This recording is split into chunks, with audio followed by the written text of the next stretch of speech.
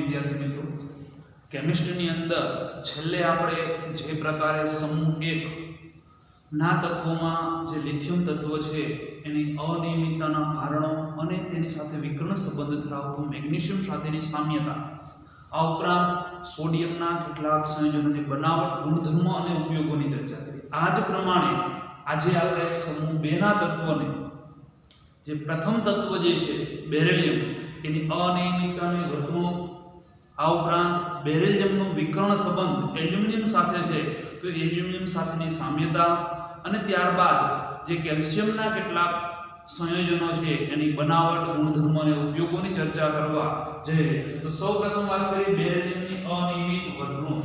વિદ્યાર્થી મિત્રો, બેરિલિયમની અનિયમિત વર્તણૂકના કેટલાક કારણો આ પ્રમાણે છે। એક તો પહેલું કારણ એક તો નાનું કદ, આ ઉપરાંત એની આયનીકરણ એન્થાલ્પીની કિંમત ઊંચી હોય છે, विद्युत રીતથી એ સહસંયોજક બંધ બનાવે છે, જ્યારે બાકીના તત્વો હોય છે એ આયનીય બંધ ધરાવે છે।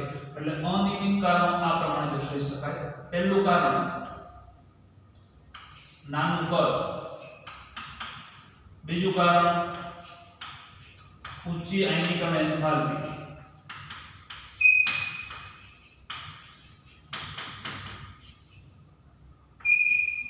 ત્રીજું કારણ તેના સંયોજનો સહસંયોજક ગુણ, ચોથું કારણ ડી કક્ષકનો અભાવ। વિદ્યાર્થી મિત્રો, ડી કક્ષકનો અભાવ તમે જોઈ શકો કે બેરિલિયમમાં ડી કક્ષક નથી, પરંતુ એના પછીનું જે મેગ્નેશિયમ છે એની અંદર ડી કક્ષક છે પણ ખાલી કક્ષક છે, અને એના પછીના તત્વોની અંદર ડી કક્ષક હાજર છે। એટલે આની અંદર ડી કક્ષકના અભાવને કારણે એ માત્ર ને માત્ર એસ અને પી કક્ષકો જ સહસંયોજક બંધમાં ભાગ લઈ શકે। એટલે વધુમાં વધુ એસ નો એક પ્રકાર અને પી ના 3 પ્રકાર, એટલે વધુમાં વધુ ટોટલ 4 સહસંયોજક બંધ બનાવી શકે। જ્યારે અન્ય તત્વો છે એ ડી કક્ષકની હાજરીને કારણે એનો સ્વર્ગાંક 6 એટલે કે 6 સંયોજન એટલે કે 6 તત્વો સાથે એ જોડાઈ શકે। એટલે ડી કક્ષકના અભાવના કારણે તેનો સવર્ગાંક એટલે કેટલા તત્વો સાથે જોડાય છે, સવર્ગાંક 4। જ્યારે અન્ય તત્વોમાં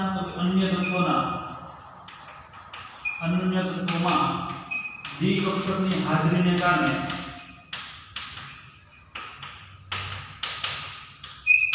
સવર્ગાંક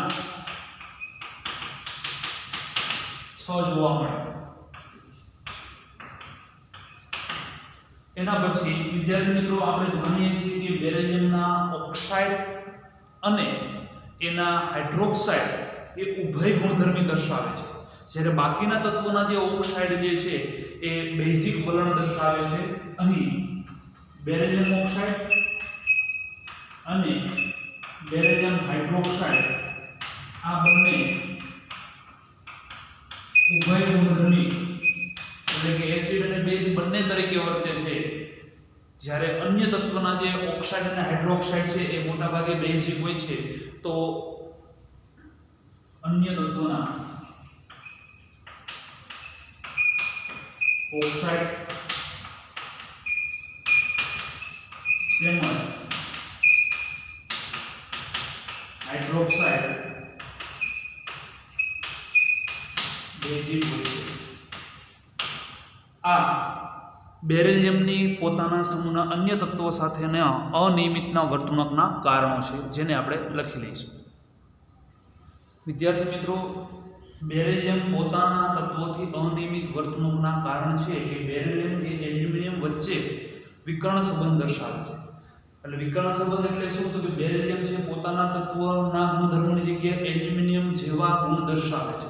એમાંનો પહેલો ગુણ છે એ છે બંને એસિડ સાથે સરળતાથી પ્રક્રિયા આપતું નથી। એનું કારણ શું? તો કે એની ઉપર જેમ તમને ખ્યાલ હોય કે એલ્યુમિનિયમ એ નવું હોય તો એ ચળકાટ ધરાવતું હોય, પણ અમુક સમય બાદ એ એલ્યુમિનિયમ ઉપર એ ઝાખું એલ્યુમિનિયમ પડી જાય છે।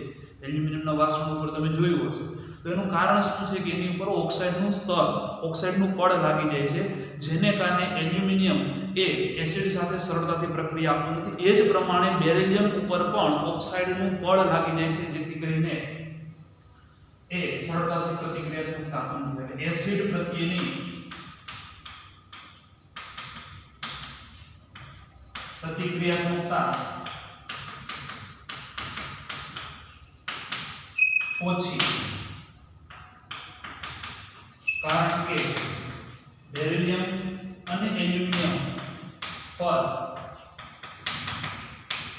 ઓક્સાઇડનું પર લાગે છે બંને ઉપર, જ્યારે બાકીના તત્વો જે છે બેરિલિયમ એના સમૂહ બેના એ આ પ્રકારની પ્રક્રિયા દર્શાવે છે. બીજો પોઈન્ટ વાત કરીએ તો બેરિલિયમના હાઇડ્રોક્સાઇડ જે છે અને એલ્યુમિનિયમના જે હાઇડ્રોક્સાઇડ છે એ બંને આલ્કલી તત્વની અંદર અનુક્રમે બેરિલિયમ હાઇડ્રોક્સાઇડ બેરિલેટ આયન અને એલ્યુમિનિયમ હાઇડ્રોક્સાઇડ એ એલ્યુમિનેટ, એટલે બેરિલિયમ હાઇડ્રોક્સાઇડ એટલે BeOH અને એલ્યુમિનિયમ હાઇડ્રોક્સાઇડ એટલે HAIS, આ બંને આલ્કલીમાં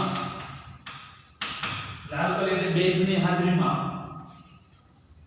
બેરિલિયમ હાઇડ્રોક્સાઇડ છે એ BeOH or -2, એ જ પ્રમાણે એલ્યુમિનિયમ હાઇડ્રોક્સાઇડ છે એ AlOH or એક જ -1 ઉમેરાય છે એટલે -1, આની અંદર બે OH માઈનસ ઉમેરાય એટલે -2, આને બેરિલેટ આયન આને એલ્યુમિનેટ આયન તરીકે ઓળખવામાં છે. બંને સમાન પ્રકારની લાક્ષણિકતા દર્શાવે છે, એટલે બંને આમાં એસિડ તરીકે વર્તે છે, આલ્કલી એટલે બેઝ સાથેની પ્રક્રિયા. ત્યારબાદ આપણે બેરિલિયમના જે ક્લોરાઇડ હતા એ સંયોજનની અંદર જોઈ ગયા હતા કે એની અંદર સેતુબંધ જોવા મળે છે. BeCl2 એ ઘન અવસ્થાની અંદર સેતુબંધ સ્વરૂપે જોવા મળે છે. એ જ પ્રમાણે એલ્યુમિનિયમ ક્લોરાઇડ છે એ પણ સેતુબંધ સ્વરૂપે, એટલે કે BeCl2 અને AlCl3 એ બંને ઘન અવસ્થામાં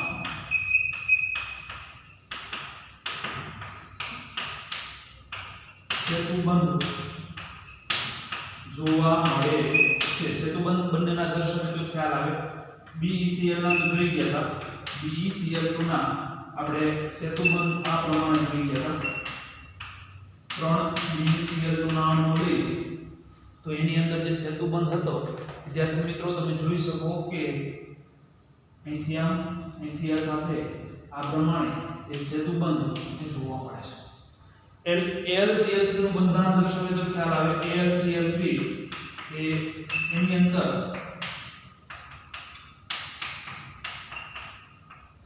આ પ્રમાણે બે એલ્યુમિનિયમના અણુ હોય છે એ એકબીજા સાથે સેતુબંધ દ્વારા ડાયમર એટલે બે અણુઓ એકબીજા સાથે જોડાયેલા હોય છે.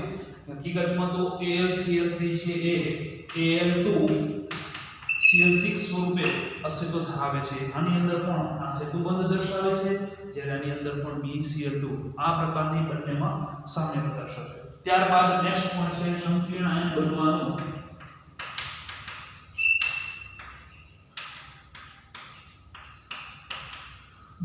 પ્રબળ વલણ. એલ્યુમિનિયમ અને બેરિલિયમ એ બંને સંકીર્ણ સંયોજનો બનવાનું પ્રબળ વલણ ધરાવે છે. ઉદાહરણ તરીકે BeA4 -2 અને આ જ રીતે એલ્યુમિનિયમ છે એ AlF6 -3 આ પ્રકારના સંકીર્ણ સંયોજનો જોવા મળે છે. આ થઈ બંનેની સામ્યતા લખી લઈએ. આ વિદ્યાર્થી મિત્રો BeCl2 અને AlCl3 એ બંને ફ્રીડલ-ક્રાફ્ટ પ્રક્રિયા કે જે ધોરણ 12 અને 11 ની અંદર આપણે કાર્બનિક સંયોજનોમાં ભણવાની છે એ પણ ત્યાં ઉપયોગી થશે. વિદ્યાર્થી મિત્રો હવે આપણે વાત કરીશું કેલ્શિયમના કેટલાક સંયોજનો. એમાંનું પહેલું સંયોજન છે કેલ્શિયમ ઓક્સાઇડ કડી ચૂનું લાઇમસ્ટોન, ક્વિક લાઇમસ્ટોન એટલે CaCO3.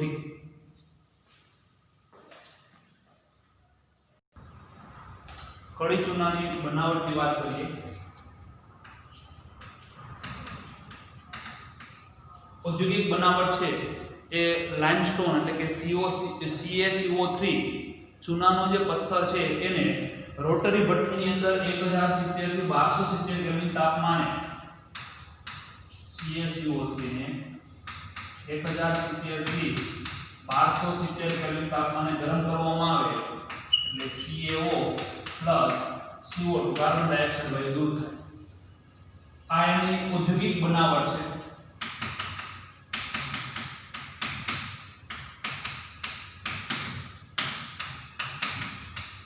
રોટરી ભઠ્ઠીમાં આની ઉપરનું વર્ણન લખી શકીએ કે CaCO3 એટલે કે લાઇમસ્ટોન ને 1070 થી 1270 કેલ્વિન તાપમાને ગરમ કરતા CaO CO2 એટલે કે કડી ચૂનું મળે છે.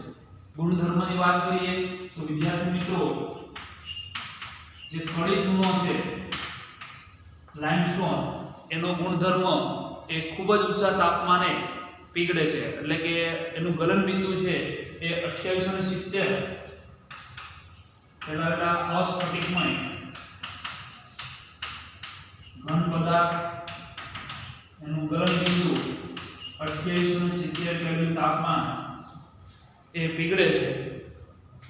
આ ઉપરાંત તે ભેજ સાથે અને CO2 સાથે એટલે કે વાતાવરણમાં કાર્બન ડાયોક્સાઇડ અને ભેજ સાથે અનુક્રમે પ્રક્રિયા લખેલી વધારે ખ્યાલ આવે CaO ભેજ એટલે કે H2O સાથેની પ્રક્રિયા કરી CaOH કેલ્શિયમ હાઇડ્રોક્સાઇડ બને છે અને CO2 એટલે એની સાથેની પ્રક્રિયા એ વિપરીત પ્રક્રિયા કેલ્શિયમ કાર્બોનેટ આપે છે. કડી ચૂનાને ભેજ અને કાર્બન ડાયોક્સાઇડ સાથેની અનુક્રમે પ્રક્રિયા થઈ અને CaOH અને CaCO3 મળે છે. કડી ચૂનાને જ્યારે પાણીમાં નાખવામાં આવે છે ત્યારે તડતડ તડતડ એ પ્રકારનો અવાજ આવે છે જેને ચૂનાનું ફૂટવું ક્રેકિંગ ઓફ લાઇમ તરીકે ઓળખવામાં આવે છે. જે પ્રક્રિયા આ જ પ્રક્રિયા થાય છે કે કેલ્શિયમ એટલે કડી ચૂનાને જ્યારે પાણીમાં ઉમેરવામાં આવે છે ત્યારે આ પ્રક્રિયાને ચૂનાનું ફૂટવું એમ કહેવામાં આવે છે. ભેજ સાથેની પ્રક્રિયા વાતાવરણમાંથી ભેજ ગ્રહણ કરે તો અથવા તો કડી ચૂનામાં પાણી ઉમેરવામાં આવે તો ચૂનાનું ફૂટવું આ પ્રકારની પ્રક્રિયા દર્શાવે છે. આ ઉપરાંત વિદ્યાર્થી મિત્રો જે CaO સોડિયમ હાઇડ્રોક્સાઇડ એટલે કે કડી ચૂનાને જ્યારે આલ્કલી એટલે કે સોડિયમ હાઇડ્રોક્સાઇડ સાથેની પ્રક્રિયા કરવામાં આવે છે અને આ બંનેના મિશ્રણને સોડા લાઇમ તરીકે ઓળખવામાં આવે છે. ત્યારબાદ જે CaO છે કેલ્શિયમ ઓક્સાઇડ એ બેઝિક દર્શાવે CaO એ બેઝિક ઓક્સાઇડ છે જેથી કરીને એ એસિડિક ઓક્સાઇડ સાથેની પ્રક્રિયા દર્શાવે છે. જેમ કે CaO SiO2 gives CaSiO3 કે જેને આપણે સ્લેગ તરીકે પણ ઓળખીએ છીએ કેલ્શિયમ સિલિકેટ. આ ઉપરાંત P4O10 સાથેની પ્રક્રિયા કરી અને કેલ્શિયમ ફોસ્ફેટ પણ આપે છે. વિદ્યાર્થી મિત્રો ઉપયોગ કડી ચૂનાનો મેઇન ઉપયોગ એ પ્રાથમિક સિમેન્ટની બનાવટ માટે, આ ઉપરાંત શર્કરાના શુદ્ધિકરણ માટે, સિમેન્ટની બનાવટ માટે, શર્કરાના શુદ્ધિકરણ માટે, આ ઉપરાંત પૌષ્ટિક સોડા એટલે NaOH માંથી ધોવાના સોડા એટલે Na2CO3 ની બનાવટ માટે, પૌષ્ટિક સોડામાંથી સોડિયમ કાર્બોનેટના ઉત્પાદન માટે અને આ ઉપરાંત રંગકના ઉત્પાદન માટે એનો ઉપયોગ થાય છે. લખી લે. ત્યારબાદ બીજું સંયોજન કેલ્શિયમ હાઇડ્રોક્સાઇડ CaOH કે જેને ફોડેલો ચૂનો તરીકે ઓળખવામાં આવે છે. વિદ્યાર્થી મિત્રોની આમ બનાવટ કોઈ ઔદ્યોગિક બનાવટ નથી, પરંતુ જે કડી ચૂનો જે અસ્ફટિકમય ઘન પદાર્થ છે જે પાણીમાં અલ્પદ્રવ્ય છે કડી ચૂનો CaO એને પાણીમાં ઉમેરવામાં આવે તો આપણે પ્રક્રિયાનું નામ લખ્યું હતું ચૂનાનું ફૂટવું અને એને કારણે જે ઉત્પન્ન થાય છે કેલ્શિયમ હાઇડ્રોક્સાઇડ એને ફોડેલો ચૂનો તરીકે ઓળખવામાં આવે છે.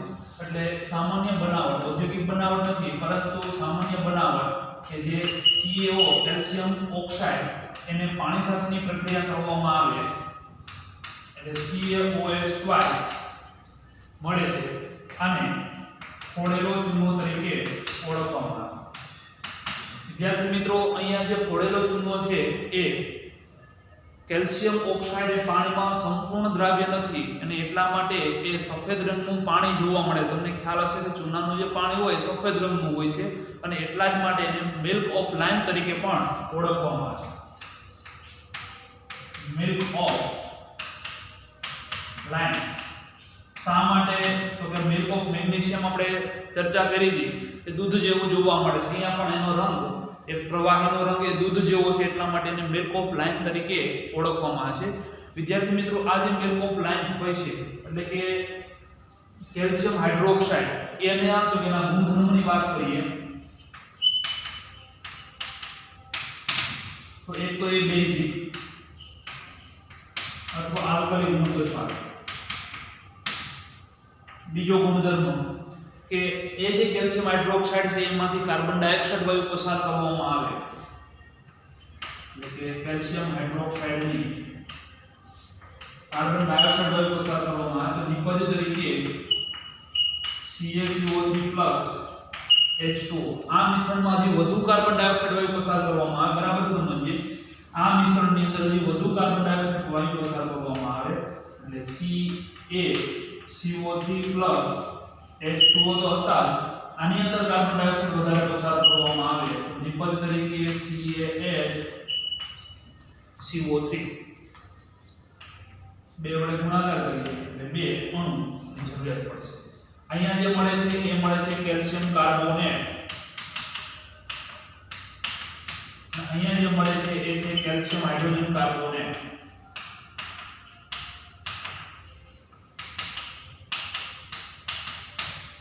આ ઉપરાંત CaO ટ્વાઇસ ની Cl2 સાથેની પ્રક્રિયા કરવામાં આવે. આ જે છે એ બ્લીચિંગ સંઘટક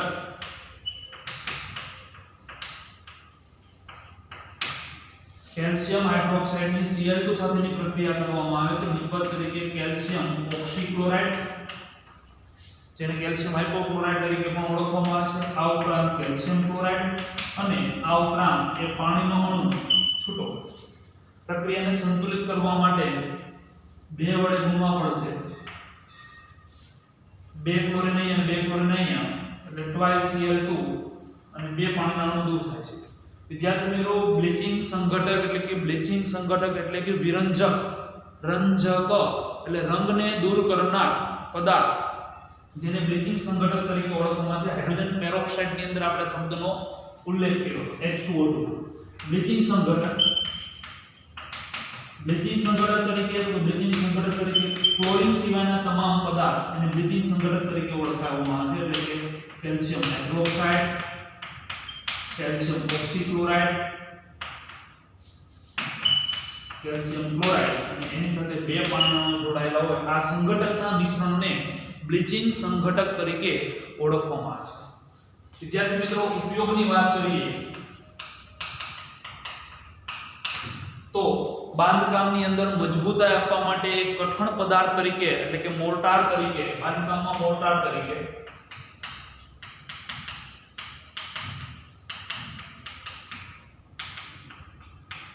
આ ઉપરાંત આપણે જાણીએ છીએ કે પહેલાના સમયની અંદર દિવાલને ધોળવા માટે એટલે કે દિવાલને સફેદ રંગની કરવા માટે એના મહત્વના કારણો એ પણ છે કે આ જે કેલ્શિયમ હાઇડ્રોક્સાઇડ છે એને જ્યારે દિવાલ ઉપર લગાડવામાં આવે છે ત્યારે એ કેલ્શિયમ હાઇડ્રોક્સાઇડમાંથી કે પાણીનો અણુ દૂર થાય એટલે કેલ્શિયમ ઓક્સાઇડનું પડ એ દિવાલ ઉપર લાગી જતું હોય છે.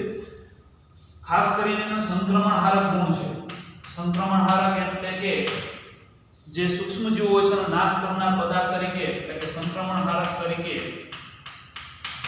દિવાલને રંગવા માટે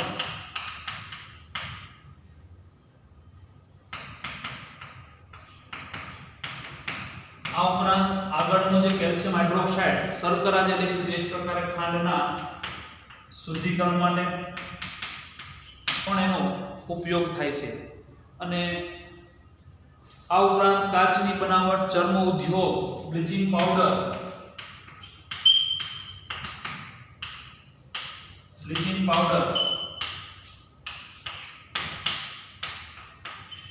ચર્મ ઉદ્યોગ, કાચની બનાવટ વગેરે માટેના ઉપયોગો છે. લખી લે. કેલ્શિયમ કાર્બોનેટ ચૂનાનો પથ્થર. વિદ્યાર્થી મિત્રો તમે જાણો છો એ પ્રમાણે કે જે ચૂનાનો પથ્થર છે કેલ્શિયમ કાર્બોનેટ આ પૃથ્વીના પેટાળમાંથી જે આરસ પહાણ, ચોક વગેરે સ્વરૂપે જે મળી આવે છે એ છે ચૂનાનો પથ્થર CaCO3. આ ઉપરાંત પ્રયોગશાળામાં જો એની બનાવટ કરવી હોય તો આપણે આગળ જોઈ ગયા એ પ્રમાણે CaCO3 ની બનાવટ માટે કેલ્શિયમ હાઇડ્રોક્સાઇડને કાર્બન ડાયોક્સાઇડ વાયુ પસાર કરવામાં આવે તો અથવા કેલ્શિયમ ક્લોરાઇડની જો Na2CO3 સાથેની પ્રક્રિયા કરવામાં આવે એટલે કે બનાવટ કેલ્શિયમ હાઇડ્રોક્સાઇડની કાર્બન ડાયોક્સાઇડ વાયુ પસાર કરવામાં આવે નિપજ તરીકે CaCO3 H2O વધારે કાર્બન ડાયોક્સાઇડ જો વાયુ પસાર કરવામાં આવે તો કેલ્શિયમ કાર્બોનેટની જગ્યાએ કેલ્શિયમ હાઇડ્રોક્સાઇડ મળે, જે આપણે આગળ હાઇડ્રોજન કાર્બોનેટ મળે, જે આપણે આગળ ચર્ચા કરી. એટલે લિમિટેડ પ્રમાણમાં કાર્બન ડાયોક્સાઇડ વાયુ પસાર કરવામાં આવે. અન્ય પ્રક્રિયાની અંદર તો કે કેલ્શિયમ ક્લોરાઇડની જો Na2CO3 સાથેની પ્રક્રિયા કરવામાં આવે તો 2Na અને 2Cl એટલે ટ્વાઇસ NaCl દૂર થાય. નિપજ તરીકે CaCO3 કેલ્શિયમ કાર્બોનેટ પ્રાપ્ત થાય છે. વિદ્યાર્થી મિત્રો ગુણધર્મોની વાત કરવામાં આવે તો ગુણધર્મો એ સફેદ લીસો પાવડર 1200 કેલ્વિન તાપમાને CaO આપે, જે આપણે કેલ્શિયમ ઓક્સાઇડ અથવા કડી ચૂનો ક્વિક લાઇમની બનાવટમાં જોઈ ગયા હતા કે CaCO3 છે એને 1270 કેલ્વિન તાપમાને ગરમ કરવામાં આવે તો CaO CO2 માં રૂપાંતર પામે. આ ઉપરાંત વિદ્યાર્થી મિત્રો જે કેલ્શિયમ કાર્બોનેટ છે એ એસિડ સાથેની પ્રક્રિયા એસિડ સાથે અનુવર્તી ક્ષારમાં રૂપાંતરણ પામે છે.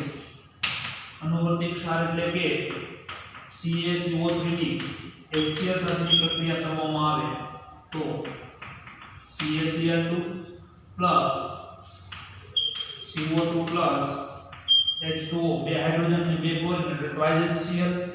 એ જ પ્રકારે CaCO3 ની H2SO4 સાથેની પ્રક્રિયા કરવામાં આવે તો CaSO4 CO3 છે એ CO2 સ્વરૂપમાં બે હાઇડ્રોજન અને આમાંથી ઓક્સિજન એટલે કે H2O સ્વરૂપે પાણી સ્વરૂપે દૂર થાય છે. ઉપયોગોની વાત કરીએ તો વિદ્યાર્થી મિત્રો એક તો ઉપયોગ આપણે જાણીએ જ છીએ કે CaCO3 નો મેઇન ઉપયોગ જે છે એ છે કડી ચૂનો એટલે કે CaO ની બનાવટ. કડી ચૂનાની બનાવટ માટે આ ઉપરાંત આરસ પહાણ છે એનો બાંધકામ તરીકે પણ ઉપયોગ કરવામાં આવે છે, એટલે બાંધકામ પદાર્થ તરીકે. ત્યારબાદ વાત ભઠ્ઠીની જે પ્રક્રિયા છે વાત ભઠ્ઠીમાં થતી પ્રક્રિયા ઉપરથી કડી ચૂનો પણ ઉમેરવામાં આવે છે. એટલે અહીંયા તો કે અહીંયા CaCO3 અને MgCO3 એટલે કે કડી લાઇમસ્ટોન ચૂનાનો પથ્થર CaCO3 અને મેગ્નેશિયમ કાર્બોનેટ આ બંનેનું મિશ્રણ એટલે કે વાત ભઠ્ઠીમાં Fe ના નિષ્કર્ષણ માટે. આ ઉપરાંત એન્ટાસિડ તરીકે આપણે મેગ્નેશિયમ હાઇડ્રોક્સાઇડ જોઈએ તો એન્ટાસિડ એસિડના વિરોધ માટે એન્ટાસિડ તરીકે એટલે કે દવા તરીકે. સૌંદર્ય પ્રસાધનોમાં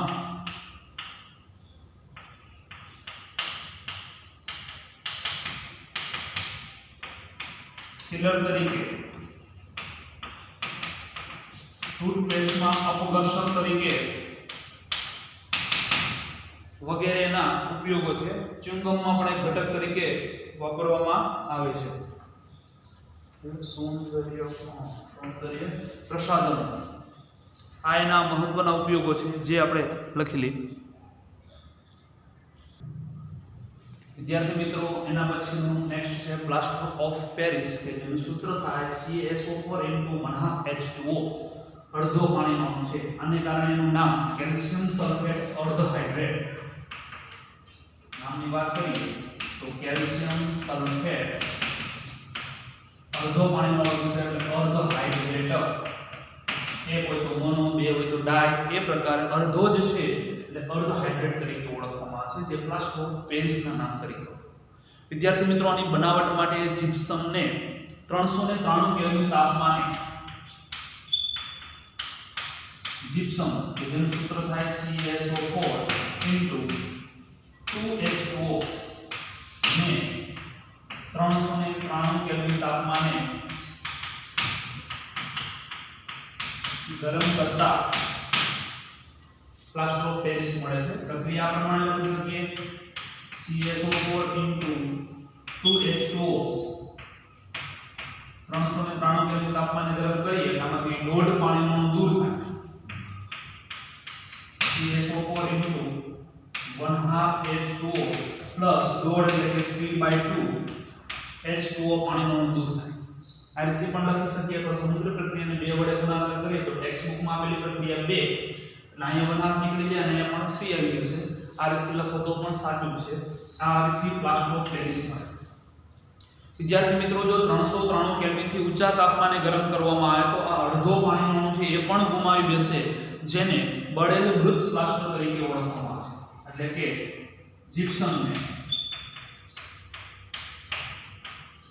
373 કેલ્વિન થી ઊંચા તાપમાને ગરમ કરતા બળેલ મૃત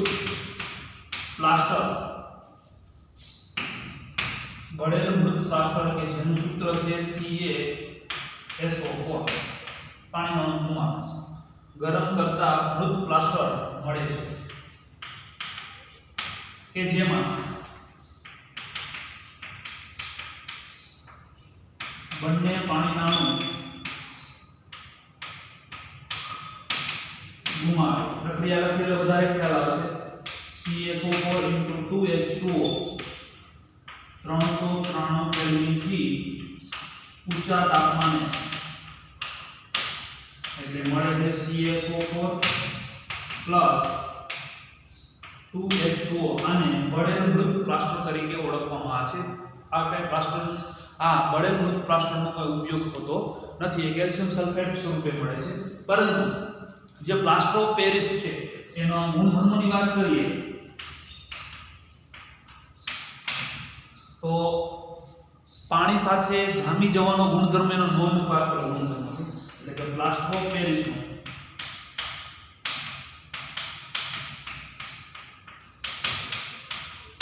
પાણી સાથે જામી જવાનો ગુણ નોંધપાત્ર છે. તે પાણી સાથે જામીને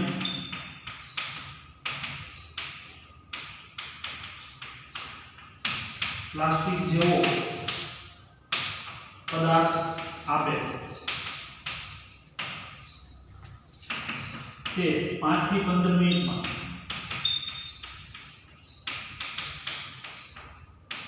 સખત અને મજબૂત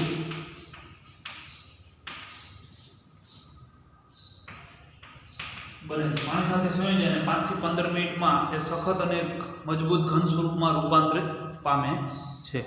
લખી લઈએ. ઉપયોગોની વાત કરીએ તો બાંધકામ ઉદ્યોગની અંદર પ્લાસ્ટર ઓફ પેરિસનો ઉપયોગ કરવામાં આવે છે. આ ઉપરાંત જો કે જીરોડે અથવા જીપ્સમનો પણ ઉપયોગ કરવામાં આવે છે. પ્લાસ્ટર દરમિયાન દિવાલનું જે સંજરકામમાં જે પ્લાસ્ટરનો ઉપયોગ કરવામાં આવે એમાં પણ એનો ઉપયોગ થાય છે. ખાસ કરીને મહત્વના ઉપયોગોની વાત કરીએ તો એના પછીના કે ફ્રેક્ચર થયેલા હાડકાં અથવા સ્નાયુઓ એની ઉપર કોઈ દબાણ લાગુ ન પડે અને હલનચલન ન થાય એટલા માટે તો કે એને સ્થિર રાખવા માટે એની ઉપર જે પ્લાસ્ટર કરવામાં આવે. દાખલા તરીકે અહીંથી હાથ જે ભાંગી ગયો હોય અથવા હાડકામાં તિરાડ હોય તો આ ભાગને હલનચલન સ્થિર રાખવા માટે એની ઉપર પાટો વીંટાળી અને એની ઉપરથી પ્લાસ્ટર ઓફ પેરિસ કરી દેવામાં આવે છે. એટલે સ્થિર રાખવા માટે. દંત વિદ્યાની અંદર દાંતોની બનાવટ માટે પ્લાસ્ટર ઓફ પેરિસના બનાવી શકાય છે. આ ઉપરાંત દાગીના અને પૂતળાની બનાવટ માટે જેના બીબા હોય છે એના બીબા તરીકે એ પ્લાસ્ટર ઓફ પેરિસનો ઉપયોગ કરવામાં આવે છે. ત્યારબાદ વિદ્યાર્થી મિત્રો સિમેન્ટ માટેની કેટલાક અગત્યની માહિતી અહીં આપણે નોંધેલી છે. જેમ કે સૌપ્રથમ સિમેન્ટની જાણ એ ઇંગ્લેન્ડના જોસેફ એસ્પિરિન દ્વારા કરવામાં આવી હતી. અને એમણે જે સૌપ્રથમ જે સિમેન્ટ હતું એનું નામ પોર્ટલેન્ડ સિમેન્ટ હતું. શા માટે? તો કે એ સમય એટલે કે ઇંગ્લેન્ડના ઇસપ ઓફ પોર્ટલેન્ડ વિસ્તારનું નામ છે. એની જે ખાણો હતી એ ખાણોમાંથી જેમાં આપણે ચૂનો સફેદ રંગનો મળે એમ સિમેન્ટ જેવા રંગવાળો પદાર્થ એ ચૂનો અથવા માટી એ પ્રકારની એ ખાણમાંથી મળતી હતી અને એને આધારે એનું નામ પોર્ટલેન્ડ સિમેન્ટ પાડવામાં. વિદ્યાર્થી મિત્રો, સિમેન્ટની બનાવટ માટે ઘણી બધી પ્રોસેસ હોય છે. જેમ કે સિમેન્ટની બનાવટ માટે સૌપ્રથમ ચૂનાનો પથ્થર અને માટી અને કેટલાક ઓક્સાઇડો સાથે એને ખૂબ જ સખત ગરમ કરવામાં આવે છે કે જેને સિમેન્ટ ક્લિંકર તરીકે ઓળખવામાં આવે છે. આ સિમેન્ટ ક્લિંકરની અંદર 2 થી 3% જીપ્સમ ઉમેરી અને સિમેન્ટ તૈયાર કરવામાં આવે છે. વિદ્યાર્થી મિત્રો, આ રીતથી તૈયાર થતા જે પોર્ટલેન્ડ સિમેન્ટ હોય છે એની અંદર કેટલાક સંઘટકોનું પ્રમાણ અહીંયા આપેલું છે. જેમ કે કડી ચૂનો 50 થી 60%, રેતી SiO2 20 થી 25%, એલ્યુમિના Al2O3 5 થી 10%, મેગ્નેશિયમ ઓક્સાઇડ 2 થી 3%, Fe2O3 1 થી 2% અને SO3 1 થી 2% જેટલું પ્રમાણ હોય છે. આ પોર્ટલેન્ડ સિમેન્ટ માટેના કેટલાક અગત્યના ઘટકો કે જેની અંદર ટ્રાઇકેલ્શિયમ સિલિકેટ એ 26% ની આસપાસ હોય છે, કેલ્શિયમ ટ્રાઇકેલ્શિયમ સિલિકેટ 51% અને ટ્રાઇકેલ્શિયમ એલ્યુમિનેટ એ 11% ની આસપાસ જોવા મળે છે. વિદ્યાર્થી મિત્રો, આ જે પોર્ટલેન્ડ સિમેન્ટ છે એને સારી ગુણવત્તાવાળો બનાવવા માટે ખાસ કરીને જ્યારે એ પોર્ટલેન્ડ સિમેન્ટ બનાવટ કરતા હોય છે ત્યારે SiO2 અને Al2O3 નો ગુણોત્તરને ધ્યાનમાં લેવામાં આવતો હોય છે. આ ઉપરાંત CO અને કુલ ઓક્સાઇડના ગુણોત્તરને પણ ધ્યાનમાં લેવામાં આવે છે.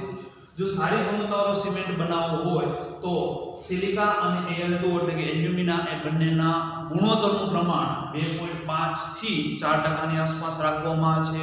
આ ઉપરાંત CaO એટલે કે કડી ચૂનો અને કુલ ઓક્સાઇડની અંદર તમે જોઈ શકો કે SiO2 Al2O3 અને Fe2O3 જે છે એ કુલ ઓક્સાઇડના ગુણોત્તરને લગભગ 2 ની નજીક રાખીએ તો એ સારી ગુણવત્તાવાળો સિમેન્ટ મેળવી શકાય છે. સિમેન્ટનું ગ્રેડેશન એ ગ્રેડ પ્રમાણે આપવામાં આવે છે. બજારમાં મોટાભાગના સિમેન્ટ એ 53 ગ્રેડની આસપાસના સિમેન્ટ મળતા હોય છે. આ ઉપરાંત સિમેન્ટનું જામી જવું એ તમને ખ્યાલ છે કે સિમેન્ટને પાણી ઉમેરવામાં આવે તો એ ધીમે ધીમે કઠણ બને છે. એ જલીય કણથી અણુ એટલે કે પાણીના અણુઓને શોષે છે, જેથી કરીને કઠણ બને છે. અને જીપ્સમ ઉમેરવામાં આવે તો એ જે કઠણ બનવાનો સમય છે એમાં ઘટાડો કરી શકાય. એટલે કે જો સિમેન્ટને જામી જવાનો ગુણ જે છે એ ઝડપથી જામી ન જાય તો એની અંદર જીપ્સમ ઉમેરો તો જામી જવાનો ગુણ એમાં ઘટે છે. આ ઉપરાંત તેના ઉપયોગની વાત કરીએ તો વિદ્યાર્થી મિત્રો, ઉપયોગ આપને ખ્યાલ જ છે કે મોટાભાગના લોખંડ અને સ્ટીલ એ રાષ્ટ્રીય જરૂરિયાતવાળી વસ્તુ છે અને એ બંનેના વપરાશને કારણે એ રાષ્ટ્રની પ્રગતિ અથવા અર્થવ્યવસ્થા કેટલી સારી છે એ સમજી શકાય. RCC આપણે જાણીએ છીએ, રેઇનફોર્સ કોન્ક્રીટ સિમેન્ટ, કે જેની અંદર લોખંડ અને સિમેન્ટ કોન્ક્રીટનો ઉપયોગ કરી અને જે RCC તૈયાર કરવામાં આવે છે એમાં સિમેન્ટ અગત્યનો ઘટક છે. લખી લે. ત્યારબાદ વિદ્યાર્થી મિત્રો, સમૂહ 1 અને સમૂહ 2 ના તત્વો, મેં ખાસ કરીને સોડિયમ અને પોટેશિયમની જૈવિક પ્રક્રિયા અને કેલ્શિયમ અને મેગ્નેશિયમની જૈવિક પ્રક્રિયાઓ સમજીએ. સૌપ્રથમ સોડિયમ અને પોટેશિયમ, જે પુખ્ત વયની વ્યક્તિ લગભગ 70 કિલોની આસપાસ દળ ધરાવતી અથવા વજન ધરાવતી વ્યક્તિ હોય તો એની અંદર 90 ગ્રામ સોડિયમ અને 170 ગ્રામ પોટેશિયમ હોય છે, જેની સરખામણી એ 5 ગ્રામ Fe લોહ તત્વ અને કોપર તત્વની સાપેક્ષમાં સોડિયમ અને પોટેશિયમનું પ્રમાણ આપણા શરીરની અંદર વધારે હોય છે. કઈ કઈ જગ્યાએ ઉપયોગ થતો હોય છે એ સમજીએ તો રુધિર પ્લાઝમાની અંદર સોડિયમ અને પોટેશિયમ આયન સ્વરૂપે હોય છે. આંતરાળીય પ્રવાહની અંદર સોડિયમ પ્લસ હોય છે. આ ઉપરાંત પોટેશિયમ છે એ ગ્લુકોઝમાંથી જે ATP નું નિર્માણ કરે છે એમાં ઓક્સિડેશન કરવા માટે એ પોટેશિયમનો ઉપયોગ કરવામાં આવે છે. કોષ પટલની વિરુદ્ધ બાજુએ સોડિયમ અને પોટેશિયમ એ સોડિયમ પોટેશિયમ પંપ તરીકે હોય છે. સોડિયમ પોટેશિયમ પંપ શા માટે કહેવામાં આવ્યું છે તો કે બંનેની સાંદ્રતામાં નિયમન દરમિયાન સાંદ્રતામાં ફેરફાર થાય છે. તમે જોઈ શકો કે રુધિર પ્લાઝમાની અંદર શરૂઆતની સોડિયમ પ્લસની સાંદ્રતા અને પોટેશિયમ પ્લસની સાંદ્રતા, સોડિયમ પ્લસની સાંદ્રતા છે 143 મિલીમોલ પ્રતિ લિટર. મિલીમોલ પ્રતિ લિટર એ સાંદ્રતા 143 માંથી ઘટીને 10 મિલીમોલ પ્રતિ લિટર સોડિયમ થાય છે. જ્યારે પોટેશિયમની સાંદ્રતા જે 5 મિલીમોલ પ્રતિ લિટર હતી એ પોટેશિયમ આયનની સાંદ્રતા 105 મિલીમોલ પ્રતિ લિટર જેટલી થાય છે. એટલે ચડાવ ઉતારને કારણે એને સોડિયમ પંપ તરીકે ઓળખવામાં આવે છે. કે જે જ્યારે આપણે આરામ કરતા હોય છે ત્યારે 1/3 ભાગથી પણ વધારે એટીપી નો વપરાશ કરે છે અને દર 24 કલાક દરમિયાન એ 15 કિલો જેટલું એ એટીપી નો વપરાશ માટે સોડિયમ પોટેશિયમ પંપ ઉપયોગી થાય છે.